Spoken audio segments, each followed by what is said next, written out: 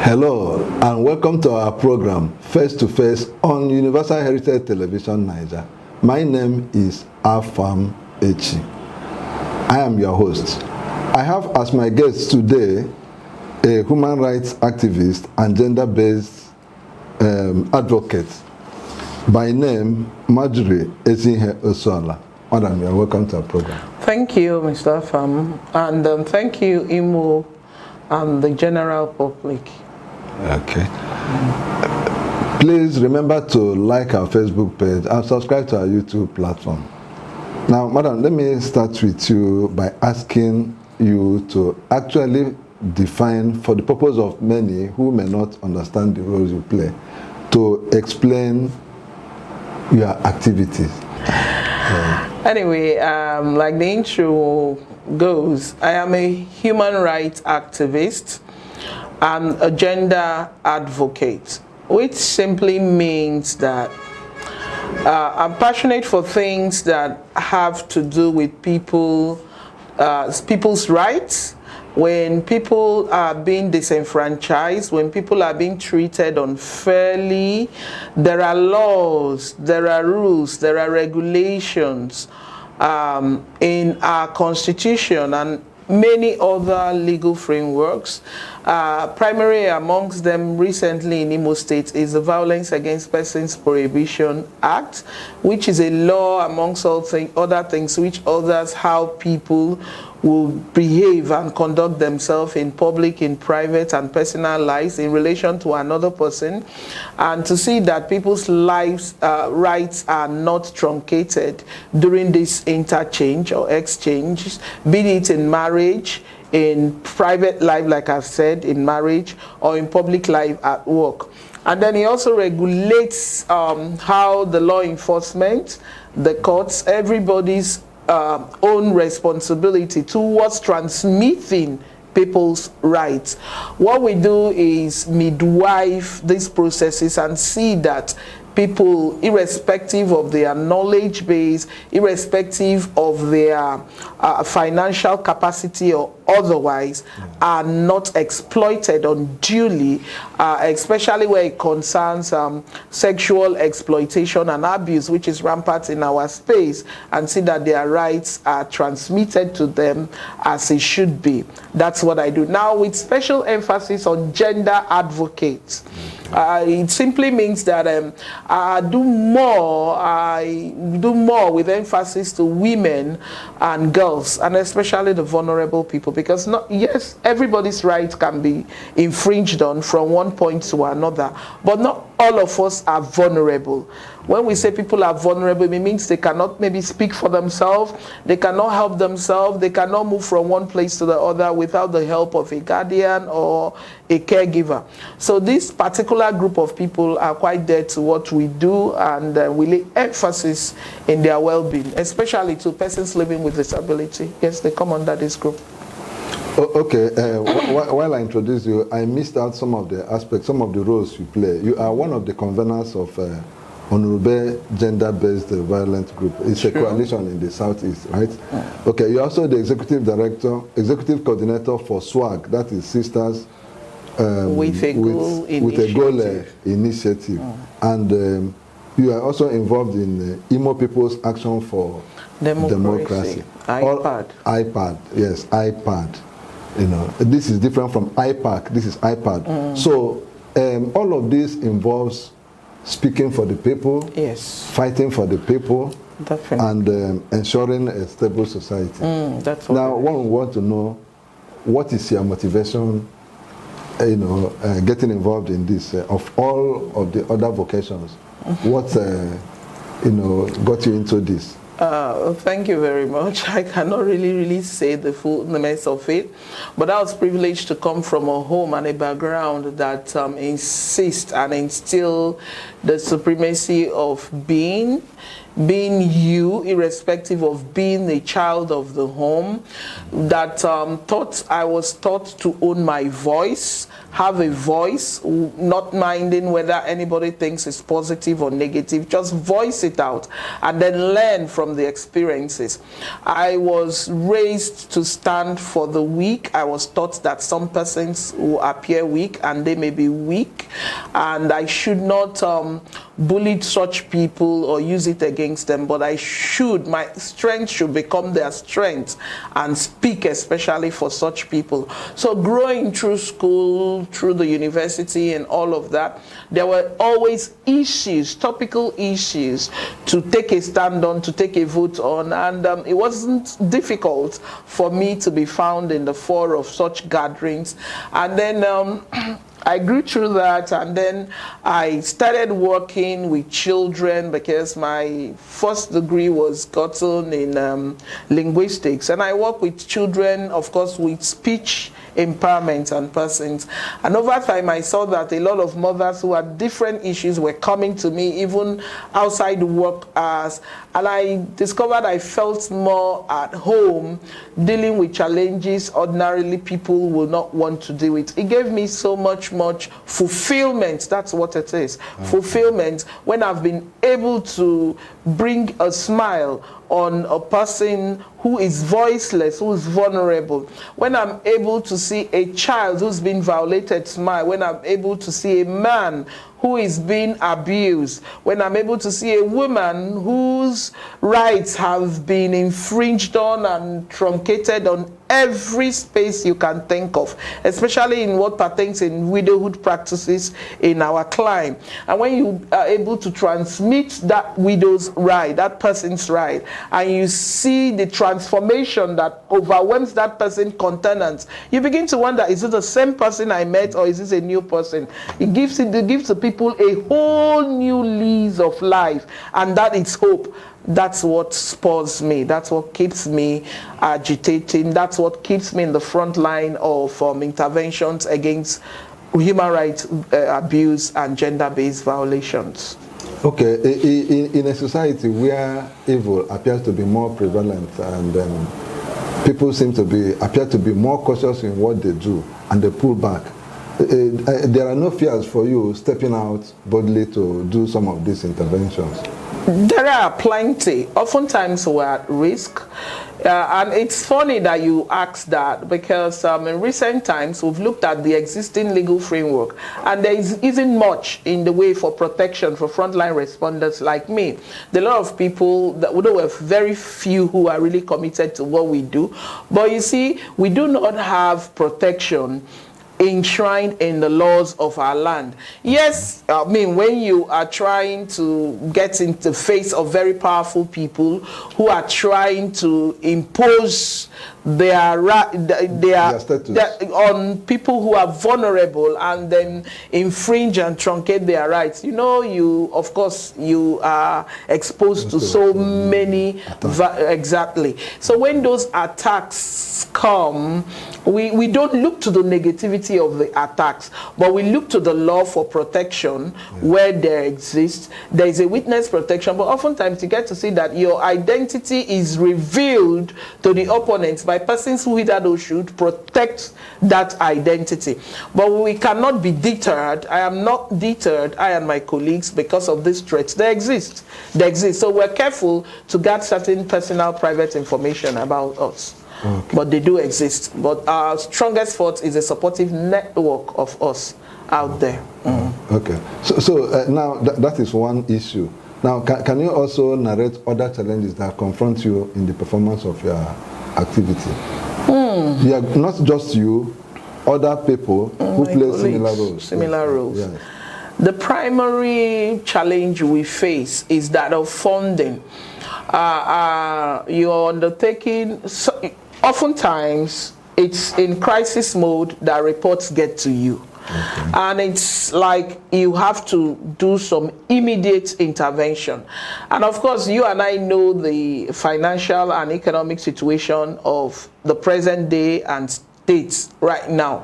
So invariably, you need to start spending money. And like I said, those persons are vulnerable and they're indigent, and usually they don't have money. The ideal is that the government makes provisions for these interventions, capture those people under a database, and begin to, that's what happens. We refer, we are supposed to basically refer and monitor to see that things are done the way they should do. In states like Lagos, who have perfected their mechanisms for such vulnerable intervention and rights abuse amelioration, you see that once they get a report, the state organ kicks in and picks up those people and see that justice is spent at no cost to the vulnerable person and you, the frontline responder.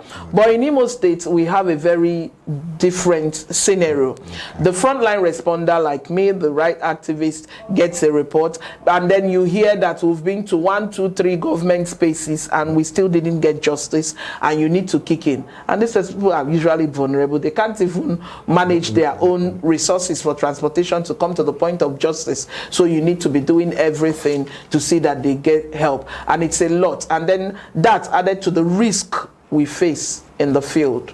It's part of the challenges we see. We'd like to see a more moderate climb where government involvement is at the fore of it, and we are providing support services as should be.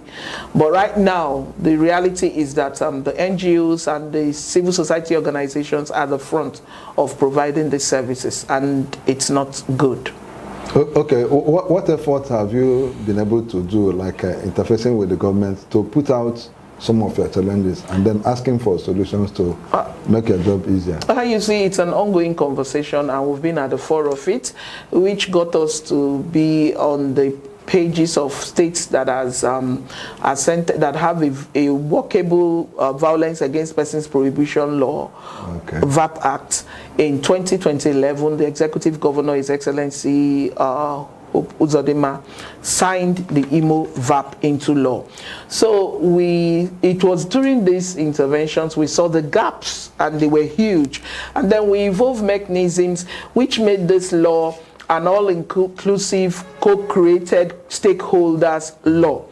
It's different in the form that it was a departure from the norm that maybe a lawmaker who is a lawyer sees a gap and begins to propose a law, or the Ministry of Justice, headed by the Attorney General of the state, sees a lacuna and proposes a law, and it's crafted, or a law is amended in whatever. This was a different ball game. It showed me that a law does not necessarily need to come from the judiciary and be a tool, a thing implemented and proposed and carried out, passed entirely by the judiciary or the legislature. No, the law is made not by the legislator for the people. It's a law for all of us. So a complete law should be a law that every sector of the society it affects for its regulatory framework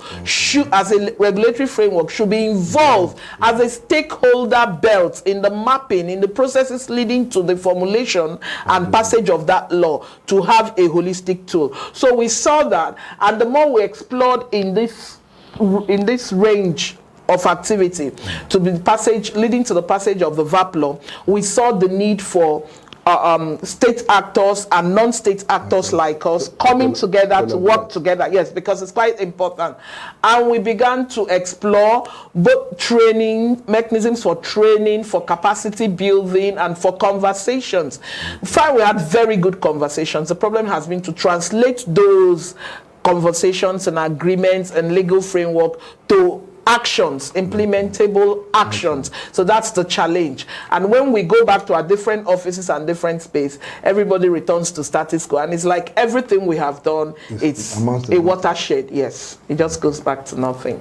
That's the challenge. So the conversation is ongoing, and we're actively engaging in it. As we see the gaps, we will state them and make them very clear and relay the same to these authorities, and hope that they are listening and they will be able to cause change change for the people, because the ministries and parastatals who have mandate authorities in the spaces we're talking about have they have the mandate to look into these issues critically and then evolve. Oftentimes we find them sitting down, nobody does anything, but they're supposed to be proactive. This is intervention to save life. And I tell law enforcement, the primary work of a law enforcement officer is to prevent the crime from actually happening. It's more cost effective, cheaper, and less strenuous for everybody involved in the crime corridor. Yes, for prevention than for actual management of crime fighting. It's a whole lot of resources that we do not have. If we focus our energies on crime prevention, I think we'll have a peaceful, more safe space. Okay. Now, there are so many, on records, there are so many groups claiming to be civil society organizations fighting for human rights and the rest of it in Nigeria, and especially in Imo State. But you discover that there are low voices or virtually no voices speaking for the people. I don't know, why do you think the situation has degenerated to that level? Sometimes I hear people resign themselves to fate because some people suffer some injustices, suffer some kind of harassment, the kind of things you fight for. But when they look around, nobody to speak for them. They just swallow it, and it's so painful. It is. Yeah. Why is it we have a lot of people claiming we do this, we do that, advocating for people, but there are a lot of crimes going on in our society. So why is it so? Well, thank you very much. Like I've said, a lot is expected of the rights activists. And I've said to you that in the NGO framework of things, each person, the work is quite clear. It should be policy engagement, okay? It should be convening to have conversation, holistic conversation. It should be looking clearly at the polity and engaging the gaps noticed. Now, and then most importantly, monitoring and evaluating these processes, especially as it concerns governance and its good application in the polity. That brings me to accountability. Okay, now transparent accountability. Now you talked about the proliferation of NGOs and persons who call themselves those names. There are clear indicators, and we know who is who. The politicization of the Imo space has led to different kind of organizations springing up, especially during political times, to say they are one NGO for this, for that. You know, NGOs keep data, NGOs have regulatory framework for registration, and then we have trainings. There's a way and there's a language and a proper NGO person uses when they are talking about certain issues, because we are a product of trainings we're products of learning, unlearning, and relearning. We're a continuous work in progress. We never get to a place and say we've had enough. We cannot. No. That's not the NGO people. And then when we gather, we know who is who. It's very easy to differentiate the chaff from the wheat when it gets to us, because the language.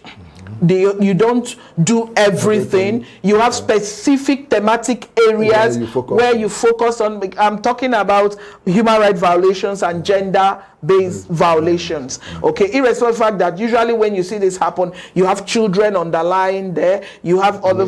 What I do is I call my colleagues who are in the child protection area of expertise and say, "Come, we now collectively do the intervention."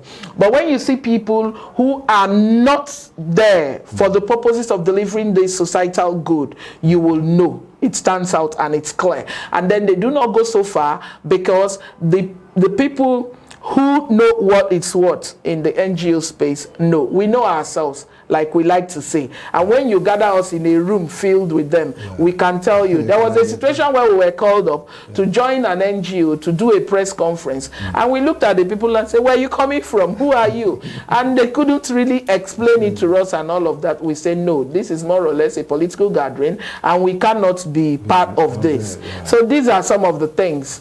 We have a name to protect. It's not necessarily about the money, it's about the passion and the capacity. Okay. Okay. Now, looking at what is happening in our society, the government claims their policies are human rights compliant, you know, that they're very friendly with human rights issues and there are no human rights abuses and the rest of it. So you interface with some of these government agencies, you know, whether it is police, DSS, and so many other things. So to what extent is the government claim true? The reality is far from that claim. If as much as the laws that are in existence in the states, yes, we can say that the laws to a very large extent are human rights compliant laws, but is it implemented in the same frame of mind or intent that it was crafted? My answer will be a very resonated no. Okay. Why do I say that? In the police space, yes, there are officers and men of the force who have good intentions, who are knowledgeable in the protocol and the regulatory framework. The Police Act, the recent Police Act, is a very, very, very, very upwardly mobile act. It's a very progressive document from the past document. But do they implement this? No. For instance, not every police officer should just begin to delve into every matter. There are matters. What actually do you mean by that? Not every police officer? No. For instance, let me take my space now. The gender cases. When you see, for instance, a man and his wife are having difficulties in their marriage and they come to the police space to resolve it. It's not every police officer that should take it. The police has a gender unit. These are officers specifically trained in protocols and mechanisms for intervention in this space. So a gender officer would know how to treat a rape victim, would know what kind of first aid she needs to process immediately for the rape victim, would know what questions to ask to protect and preserve evidence for possible prosecution in court. But an ordinary policeman, your run-of-the everyday policeman, does not have those specialized training or capacity, would not know. So I would like to see a more streamlined police activity that takes cases to their special units. It's like calling a gender-specific officer to come and do a homicide matter or something. Yes, they've all had their routine training as policemen, but there's something we call specialty and special bears areas that should be let to be the realm in the police space. That's very one key mechanism that could help us. If they could house special cases in their special units to look at it, that will help. Or not arbitrarily throwing cases everywhere. That causes a lot of disorderliness. You may not get the best of no, you will not. You will not. By the time the case file gets to the right destination, a lot of tampering had been done to the original evidence. Maybe unknowingly or knowingly, those things occur. Now, again, it's the relationship between the courts and the police. The magistrate at each jurisdiction has the right by law to go on inspection of the police cells, and yes, but I have not seen that actively engaged. I would like to see more of those inspection and the police. The law accommodates to what I'm saying. That magistrate can. Yes, the administration of criminal justice law. Yes, AJA acknowledges this. Now, it's also a given that these inspections could be done in coordination with some of us, as well as different, the National Human Rights Commission also has this mandate.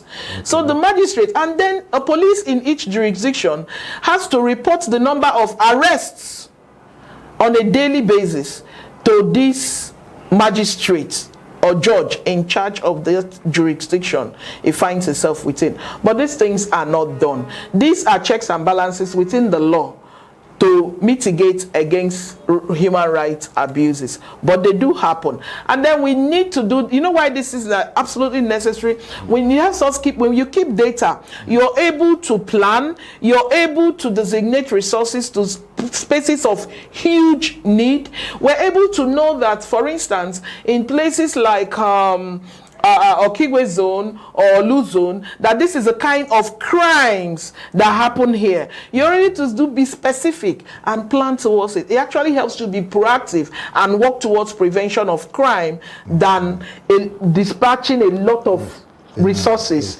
to doing. It's not optimizing the resources. No, it's not. But doing this will really help, following the law, because we have the laws. The laws are not the challenges. The challenge we have is implementation of these laws. And then authorities should also activate their regulatory framework to punish erring officers. They should do that. The more we see persons punished for flaunting their regulatory framework, the more we see persons punished for not fulfilling their mandate roles, the more the society will become more amenable. People will have that confidence you talked about in the process, in the justice delivery system. And then people can approach the law without being afraid that their rights will be abused vagrantly. Okay. That's very interesting. Now, maybe before I let you go, let me ask one or two more questions. Now, this is 63 years of independence for Nigeria as a society. This October. Okay.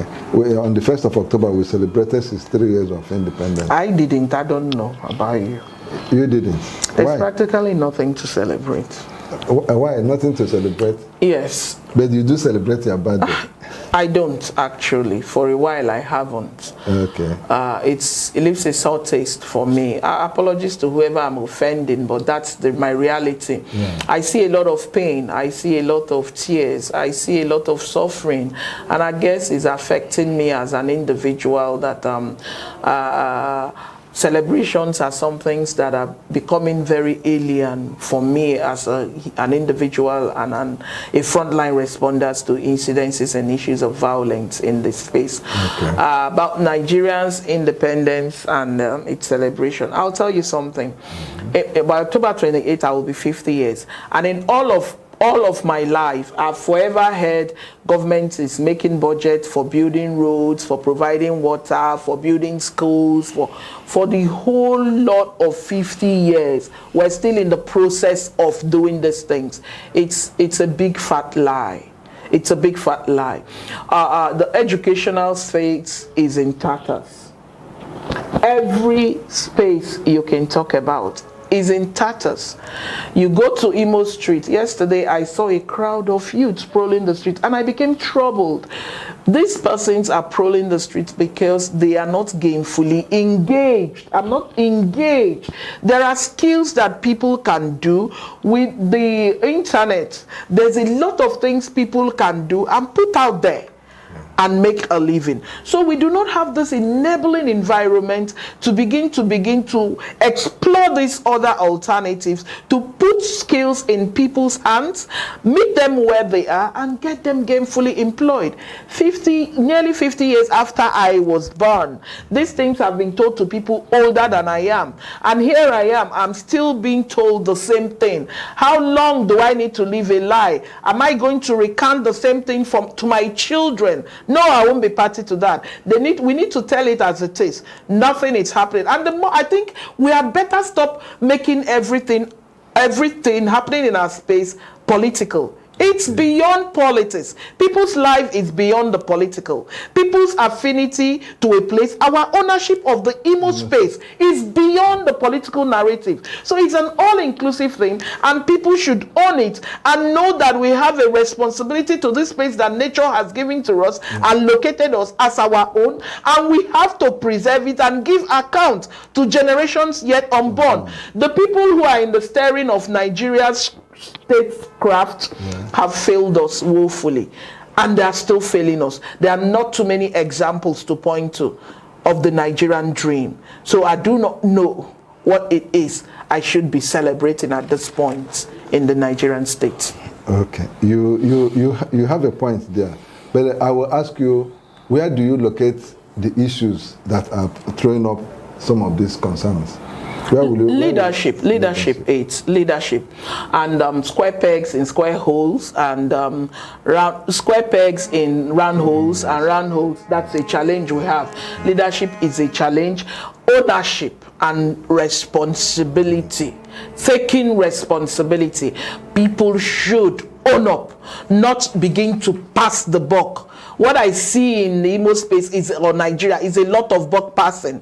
When you talk about governance, the government in power now will tell you that they met a very poor situation. Meanwhile, we know that a lot of them were part of the governance, the same government. So who is feeling who? People should learn to take responsibility, because it's only when you tell yourself the truth and you take responsibility that you can begin to commence action, commensurate action, to begin to rectify the situation on ground. But if we keep passing the buck, saying that man is responsible, and you ask me, I say, no, it's not me, or this is how I saw it too. How do you see it? Do you know that how you saw it is not good enough? Then you begin to do something, because you're in that office. You cannot keep passing the buck. We will ask the man sitting on the chair questions, and he has the mandate responsibility to respond to our questions, to respond to our needs, to meet the needs of Nigerians, even before it occurs. That's the purpose of planning. Nigeria is probably the only country I know that does not plan. And when the people do not plan, we're finished. We just do things haphazardly. The development world comes to us with their programs and their activities and their plans and all that, and we swallow it hook, line and sinker. No, we should go on that table as equal partners, because you cannot be coming to tell me you want to help me to develop my space, and I do not have the kind of data and information you have about my space. It should be about me having better data than you, because I habit the space. For instance, what happened during our past election early in the year? The EU's data was the reference point for every medium. We were using foreign data to justify our claims in our own courts, as against when we go to the elections in November, and then citizens and civil society organizations correlate the data, knowing that it's not for some organization but for Imo people to be able to hold ourselves accountable for the things that we did not do, that we failed to do, and the things that we did right, and building upon those blocks. This is why we need to be taking account, to take data, and to plan proactively and progressively for this space. Okay, thank you. We cannot keep passing the buck and giving responsibility to all siders. No, it should stop. Thank you so much. There is so much to talk about. I hope you oblige me the time when next I invite you. I want to, I want to, but it gets so difficult. I cannot hear that cry, and I'm seated here. It looks like I will be wasting time that I used to salvage a soul rather than do this, because there's a lot of harm happening in our space, from harmful widowhood practices, taking of widows' children, taking of their land, disinheriting them, husbands beating their wives, not abandoning their traditional roles, wives doing the same. Yes. Actually, this year and the past year, we have seen more men come up and they are being violated by their women. Yes, the environment will give back what you put in it, because this is all the language these persons who are perpetrating these actions have come to know over the period they've grown. You can't give what you don't have. So we have to tackle these challenges intentionally. And of course, the rough in the educational sector, you don't even want me to go there.